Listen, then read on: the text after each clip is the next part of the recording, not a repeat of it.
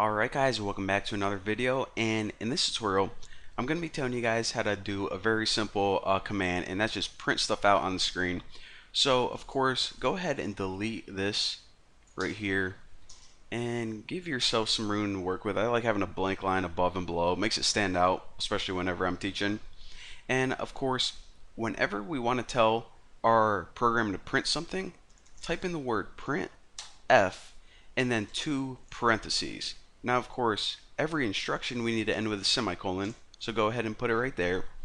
And this is a command to tell our computer, like I said, to print something out on the screen, and the thing that you put in between the parentheses is the thing that you print out.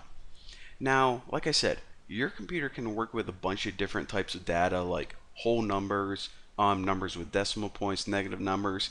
However, whenever you want to work with words or text, you need to include it, or excuse me, you need to put it in between double quotation marks.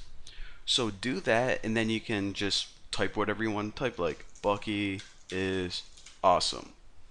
So check it out. This is good to go. We can now build and run that, and it says Bucky is awesome right on the screen. How freaking awesome is that?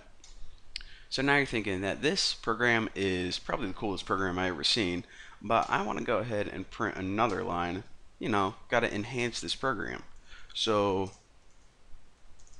printf, do it again, semicolon, double, and what am I going to put? Bucky is awesome, and I'll put Bucky is cool.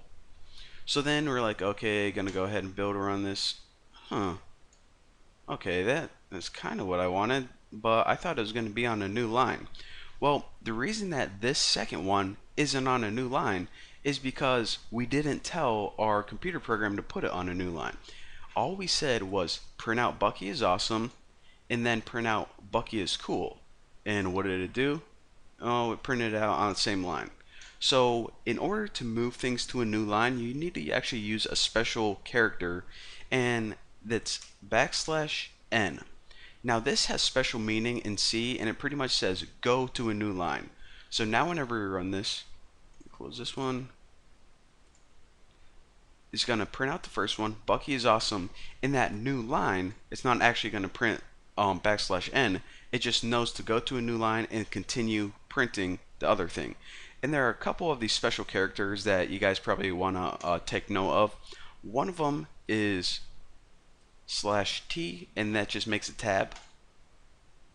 So it says Bucky is awesome, tab, Bucky is cool. And whenever you're making things like tables, tabs come in handy a lot.